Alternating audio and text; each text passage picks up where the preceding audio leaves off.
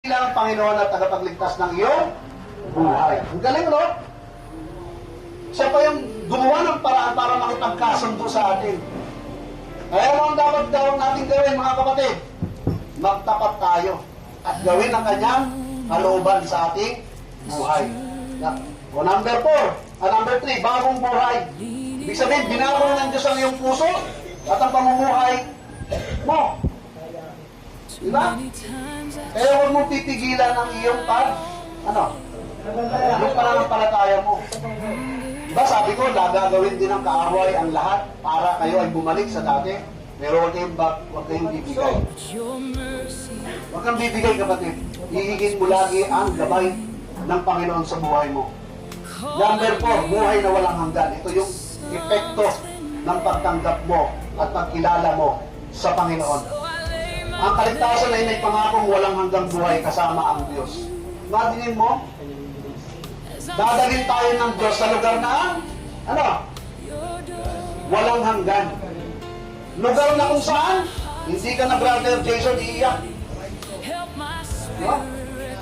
Wala ka lang mararamdamang hirap, problema. Kung ibinigay mo ang iyong sarili sa Diyos, isinuko mo ang iyong sarili sa Diyos.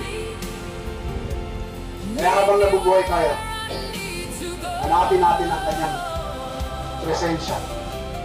Yung kalooban ng Diyos ang ating gagawin sa ating buhay. Kaya mayroong paglalaban, brother. Kapag ikay sumusunod na sa Diyos, mas lalo pang ang kaaway, bibigyan ka ng maraming tukso. Ang Diyos ba manunokso? Hindi, manunokso ang Diyos. Pero nagbibigay siya ng pagsubok, inaalaw niya. Magkaiba yung tukso. Yung tukso galing kay Satanas yun. Ang layunin niya, sirain ka na. Pero yung pagsubok, yung mararanasan, ang layunin nun ay tumibay ang pananampalataya mo at pagtitiwala sa Diyos. Kaya mga kapatid, anong sikreto? Yung salita ng Diyos. Kaya yung Biblia na binibigay sa inyo, huwag nyo lang titingnan yan. Pagkain ng kaluluwa mo yan. Kumakain ka ng 3 beses sa isang araw, pero hindi mo pinapakain ng kaluluwa mo. At hindi kaunting bagyo lang, tutumba ka na. Kaunting problema lang, tutumba ka na. Ginawag na matalino ang isang tao. Sabi sa Biblia, matalino ang isang taong nagtayo ng kanyang bahay sa batuhan. Ano ibig sabihin nun? Ito yung mga taong nagbabasa ng Biblia, nakikinig ng Biblia, na isinasabuhay niya. Dating ng bagyo, dahil yung kanyang bahay nakatayo sa bato, konkreto yun, bato nanatili siyang nakatayo, matibay. Diba? Pero kung ang bayo, ang bahay mo itinayo mo sa buwangan, pagdating ng bagyo, pagdating ng baha, yun. So inilentulan ang taong nakikinig ng salita ng Diyos at ipinamumuhay ito sa isang bahay na nagtayo ng bato. Tinayo yung bahay sa batuhan. Kaya brother, yung salita ng Diyos, kakainin mo hindi ito display. Diba sabi ko sa inyo, hindi emergency kit ang Diyos. Pag kailangan mo lang, saka mo, kukunin ang dami ko Lord problema. Lord, birthday ko ngayon, thank you. Hindi ganoon. Mapayapa man ang buhay mo, marami ka man problema, masarap ang buhay mo, pinagpapala ang buhay mo, may maganda kang trabaho, nare-receive mo lahat ng mga blessing, dapat kasama din ng Panginoon sa pagpapasalamat mo sa nare-receive mo ng biyaya. Tama ba? Ganun yun. Kaya yung salita ng Diyos, Brad, babasahin nyo.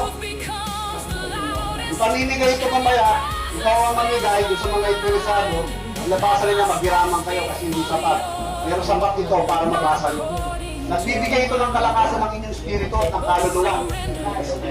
Ha? May kapangyarihan na ito. Yes, I know that. Yes. May kapangyarihan ang salita ng Diyos. Kala nyo lang, libro lang ito na simple. Pero pag ito'y sinapusot isip mo, may kapangyarihan siya. Nababago lang buhay. hihingi daw siya ng isa. Pag meron ka nito, basahin mo, hindi to display. Pag binasa mo talaga ito, ang dami ang matututunan. So, buhay na walang hanggan ang kapalit, brother, ng kaligtasan na tinanggap mo. Kapag ikaw ay totoo. Amen? Kapag totoo ka sa Diyos, totoo rin ang mga pangako niya sa iyo. Amen? Praise the Lord, palakpakan natin. Sa Panginoon, sa mga tao na ginawa niyo ng masama, sa mga tao na sinaktan ninyo, dahil ang pagpapatawad ng Diyos ay makakamtan niyo lamang kapag merong pagsisisi. Hindi rin kayo maliligtas sa apoy ng impyerno kung hindi kayo hihingi ng tawad.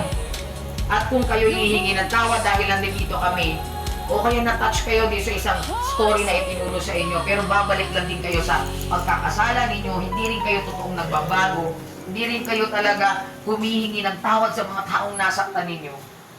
Hindi po nalulugod ang Diyos doon. Wala po tayong maitatago sa Diyos. Alam po niya. Amen. Amen? Amen! Kaya